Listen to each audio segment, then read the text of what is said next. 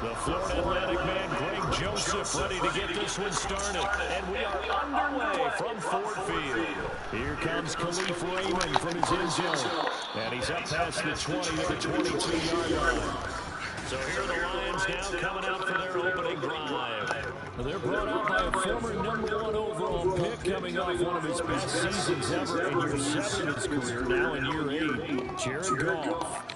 And at one point, the ascension of Jared Goff was really, really strong. Back-to-back Pro Bowls, took his team to the Super Bowl, came really within 1 quarter of winning it. But since that time, he's had bouts of inconsistency, and that's been the struggle for him as he tries to get. And this is intercepted on the first play of the game. Picked by Cameron Bynum.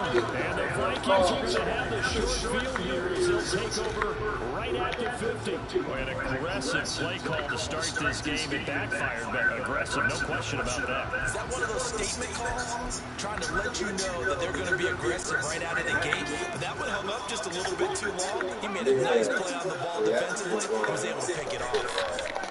A good start to the drive. Here's Escott out on the left side. And he's got this down to the 35. On first down, Downs to throw. All right, rifles one, that's going to be intercepted. Chauncey Gardner-Johnson with a pick. And the Lions will take over possession here up at the 44. So consecutive interceptions here early on in this one, and maybe setting the tone, Charles, for a game where the defense really takes center stage. And don't you think that both offenses are really catching the bit from their coaching staff about avoiding these turnovers every season? Both teams are trying to put it in advantage. We know that. Can one of them break away and take control of this game? That play going for 16 yards to start the drive. First down.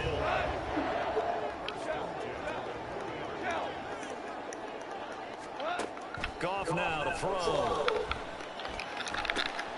That pass caught. It's Williams. Touchdown, Jameson Williams. 30 yards.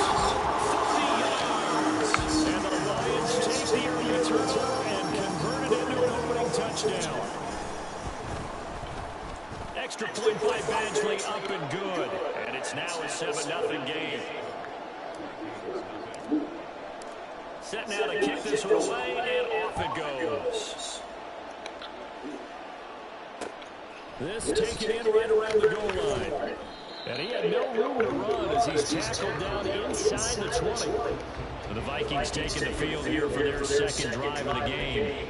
They had the interception last time. It led to the opening touchdown. So now 7-0 to score as they start first and 10. They go back to the air here after the INT on the last drive. I hate throwing this shit. Here's another interception. Picked up by Cameron Sutton. Well, they're certainly not giving much help to their defense, are they? Because for the second time now, that D has had to run back out on the field early after an interception. And remember, on the last drive, the opposing side took it in for 6 after that interception.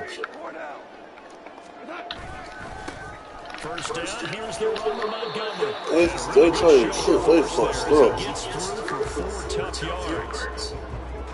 Well, on every play call, you realize it's not going to go for a touchdown, so a lot of your calls are setting things up for maybe later in the game, trying to establish the inside run with toughness now, hopefully get to the perimeter later. Let's face it, you can do worse than a 4-yard run on first down.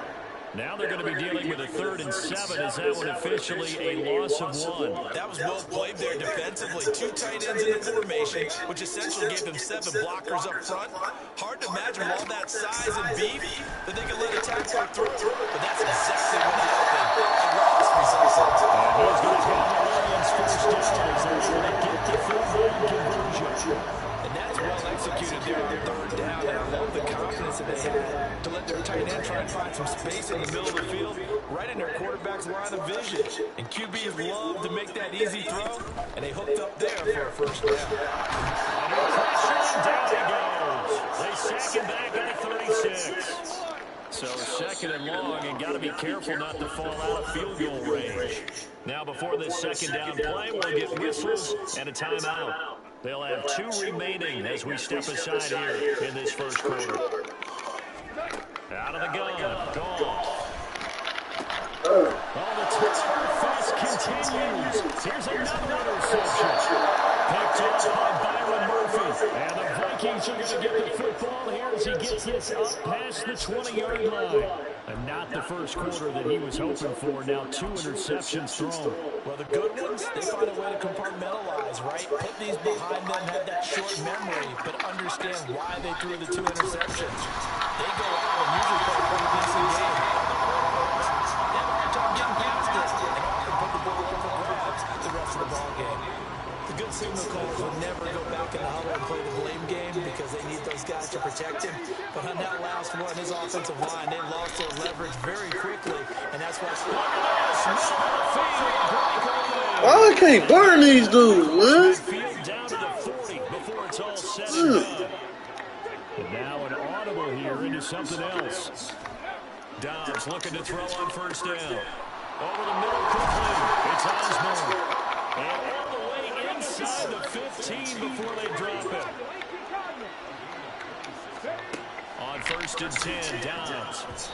Toward the end zone, but that's going to wind up incomplete. Yes, sir. How about an out boy there on first down? Got his hand in and knocked it away.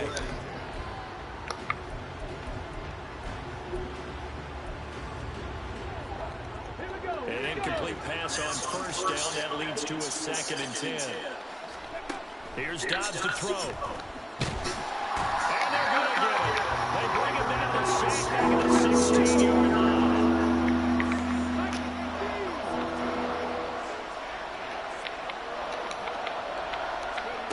Now Dobbs. He'll get this underneath to Madison. And he'll only get this to the 14 as he'll come up well short of first down. That's going to bring up 4th down. Only a gain of 2 there.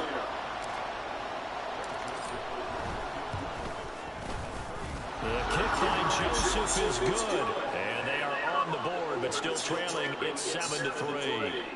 Well, still some climbing left to do to get back to even, but forcing a turnover and getting the field goal there, that's a small step toward erasing the early deficit. Absolutely. That interception field goal, that's the beginning of what they hope will be several steps towards erasing that deficit and building a lead of their own by the time this game is over. Here's Raymond bringing it out. And ultimately cannot get this out to the 25-yard line as he's dropped at the 23. Time for another look at this Lions offense. And 2 interceptions already here in this first half. That's got to affect him a little bit, right? He's got to be thinking about it. He's got to be thinking about it. Most of the time,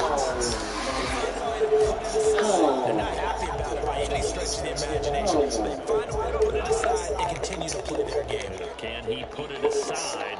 Let's find out. Here's Goff. That's taken in, complete to Rhodes. 5 it's 3rd and 5.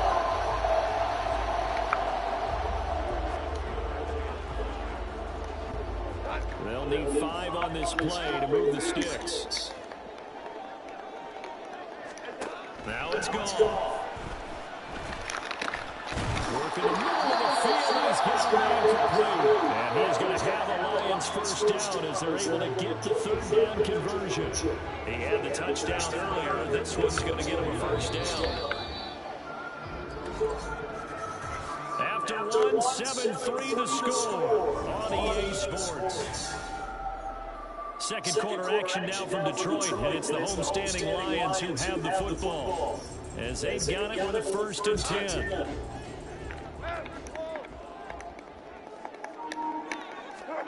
To throw is Goff. And he's going to be intercepted for the 3rd time this quarter. Picked by Cameron Bynum. Oh, you'll stick, man. I'm not sure that the wheels, Charles, are coming completely off, but they're shaking a little bit. That's 3 interceptions, and now interceptions here on back-to-back drives. And I think about what a Hall of Fame coach told me that he always told his teams, when a mistake happens, just move on to the next play. Let it go. Hard to do when you throw this many interceptions. That's exactly the attitude that has to be adopted. Ball on the 39. Here's 2nd and 5.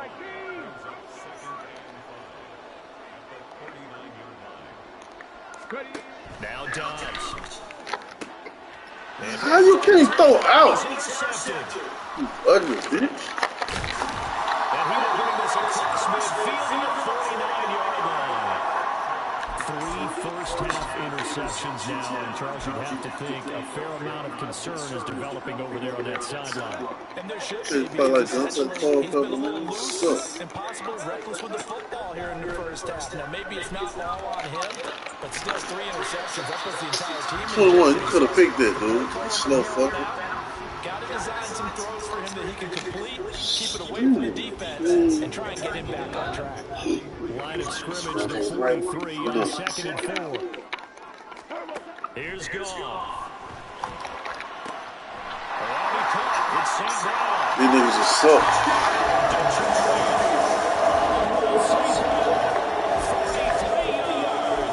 And the Lions are able to strike quickly to add on to their lead. Extra point by Badgley up and good. And that pushes the lead up to 11. So, we traded all the good people, man. These sorry motherfuckers. Nwangu now from his end zone. And no alley to be found. The coverage was solid, and he's dropped at the 18. Minnesota now ready for their next possession. And 3 interceptions in this game. I would have to think, I wasn't a quarterback, but number 4's kind of, oh, you're like, oh, man, I can't throw 4. No, what's interesting is, what do the coaches decide to do now? How- Having thrown 3, do you take the ball out of his hands and maybe turn to the running game? Or do you have that supreme confidence that he's going to turn things around? We'll see what they do. Throwing here, Dobbs. Powell on the catch. And he's going to get this one across the 30-yard line. So they'll come up 1st and 10 now from the 33.